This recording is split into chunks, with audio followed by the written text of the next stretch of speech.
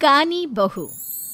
किशोरी लाल जी के बेटे राघव की शादी की बात जगह जगह चल रही थी, लेकिन किशोरी लाल जी को कोई लड़की पसंद ही नहीं आती थी। और उसकी एक ही वजह थी, किशोरी लाल जी का लालची होना। उनको लड़की वालों से मोटा दहेज चाहिए था और इसी चक्कर में एक दिन वो एक बहुत पैसे वाले के घर अपने बेटे का रिश्ता लेकर पहुंचे। उस आदमी का नाम था ओम प्रकाश। देखिए किशोरी लाल जी, मेरी एक ही बेटी है और मेरी सारी संपत्ति जायदाद सब कुछ मेरी बेटी नैना का ही है।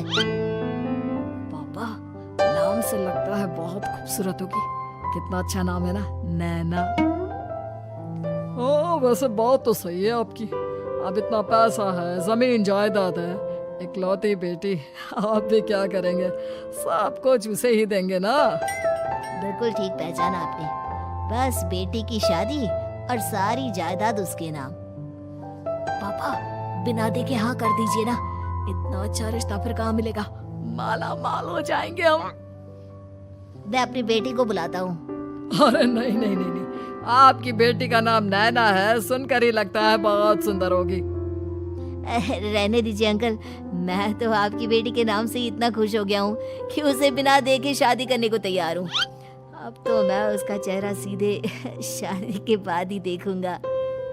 और इस तरह राघव नैना का चेहरा नहीं देखता और उससे शादी कर लेता है। शादी के बाद अपनी सुहाग रात पर जब राघव नैना का घूंघट उठाकर देखता है तो नैना की आंखें बंद थी।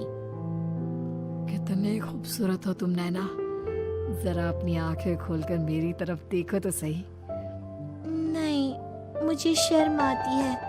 अरे, मैंने तुम्हें शादी से पहले भी नहीं देखा और अब अगर तुम आंखें खोलकर मुझे देखोगी भी नहीं तो मुझे अच्छा कैसे लगेगा?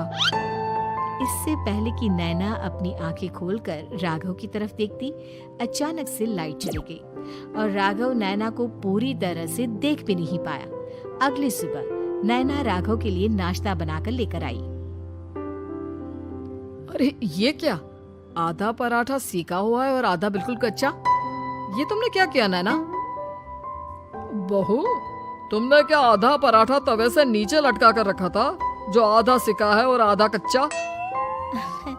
मुझे जितना दिखेगा उतना ही तो सीखूंगी ना पापा जी। जहाँ जहाँ मुझे नजर आ रहा था वहाँ मैंने सीख लिया, जहाँ जहाँ नहीं दिखा वहाँ कच्चा रह गया होगा। इसका क्या मतलब है? ये कैसा मजाक कर रही है तुम? अरे बहू, तुमने इतना लंबा घूंघट क्यों लगाया हुआ है? देखो, हमारे घर में बहुओं को बेटी की तरह रखा जाता है और फिर तुम तो इतना सारा माल लेकर आई हो। देखो, ये घूंघट डालकर रखने की कोई जरूरत नहीं है। हाँ नैना, पापा जी ठीक कह रहे हैं, तुम तो आराम से रहो, अपना ही घर समझो। नैना अचानक से अपना घूंघट उठा लेती है। अरे ये क्या पापा, नैना की तो एक आंख फूटी हुई है। नाम से नैना, लेकिन ये तो कानी बहू निकली। मेरे साथ धोखा हुआ है, धोखा। बिना दिखाए अपनी काली लड़की मेरे संग ब्याह दी। मुझे काली बीवी नहीं चाहिए। मुझे अभी ओम प्रकाश जी से बात करनी पड़ेगी। आखिर उन्होंने मेरे साथ ऐसा किया क्यों? अरे, आप लोगों ने ही तो पापा से कहा था कि आप लोग शादी से पहले मुझे देखना नहीं चाहते। अब मेरे पापा पर क्यों इल्जाम लगा रहे हैं? अरे लेकिन उन्हें बताना तो चाहिए था ना कि तुम कानी हो, एक आंख से तुम्हें दिखाई नहीं देता। किशोरी लाल और राघव नाराज होकर ओम प्रकाश को अपने घर बुलाते हैं। पापा जी, ये आपने क्या किया? शादी से पहले बताया क्यों नहीं कि नैना की आंखों में परेशानी है?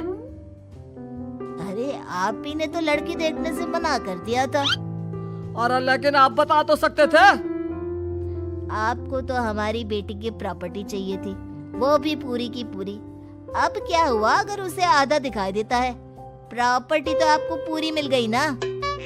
अरे ये क्या बात हुई? मेरी शादी प्रॉपर्टी से नहीं, आपकी बेटी से हुई है। अब ये तो पहले सोचना चाहिए था। तब तो मेरी प्रॉपर्टी देखकर तुम्हारी जुबान लप लपा रही थी। लेकिन मैं कानी लड़की को अपनी बीवी बनाकर नहीं रख सकता। पापा, कुछ करिए ना आप। हाँ, करता हूँ। देखिए ओम प्रकाश जी, आप हमारे साथ ऐसा नहीं कर सकते। और तुम देखो, अगर तुमने मेरी बेटी से शादी तोड़ी ना, तो जो भी प्रॉपर्टी मैंने तुम्हें दी है वो तो पूरी की पूरी वापस ले ही लूंगा, और आधी प्रॉपर्टी तुम्हारी भी लूंगा। अरे मेरी आधी प्रॉपर्टी भला क्यों लेंगे आप? इसलिए क्योंकि मेरी बेटी को आधा नजर आता है और उसकी नजर अभी तक तुम्हारी आधी जायदाद पर ही पड़ी है। अब तुम उसे घर से निकालोगे तो कुछ तो लेकर जाएगी ना। और अगर हम आपकी बेटी को अपने घर की बहू बनाकर रखे तो? तो तुम्हारी पूरी प्रॉपर्टी तुम्हारी ही रहेगी, और जो मैंने तुम्हें दिया है ना, उसमें से बस मैं आधा लेकर जाऊंगा। अरे लेकिन अब आप अपनी दी हुई प्रॉपर्टी में से आधी वापस क्यों लेकर जाएंगे? अगर मैं आपकी बेटी को अपनी पत्नी बनाकर रखने को तैयार हूँ तो? इसलिए ताकि भविष्य में अगर तुम मेरी बेटी को धोखा दो तो उसके पास कुछ तो रहे जो पति का हो। वैसे मेरे पास तो बहुत कुछ है, लेकिन अपने पति की कोई निशानी तो उसके पास होनी चाहिए ना। अब अगर तुमने मेरी बेटी को कानी कहा तो तुम्हें प्रॉपर्टी भी कानी ही मिलेगी, पूरी नहीं। जमाए राजा। किशोरी लाल और राघव समझ चुके थे कि वो बुरी तरह फंस चुके हैं और अब उनके पास वहां से निकलने का कोई चारा नहीं है। अब समझ में आया ना, लालच बुरी बला होती है। एक तो तुम्हें प्रॉपर्टी मिली, ऊपर से बीवी मिली, उसमें तुम्हें नखरे भी दिखाने हैं। आए बड़ी, चुपचाप बैठो तुम। कुछ दिनों के बाद नैना राघव की कार लेकर बाजार घूमने निकलती है और जब कार लेकर वापस आती है, ये क्या? एक तरफ से मेरी गाड़ी पूरी खराब हो चुकी है। लगता है तुमने मेरी गाड़ी को किसी दूसरी गाड़ी के साथ एक्सीडेंट किया है। अरे कितना बड़ा नुकसान कर दिया तुमने बहू। क्या है ना पापा जी, मुझे एक आंख से दिखाई नहीं दे रहा था, सामने से गाड़ी आ रही थी।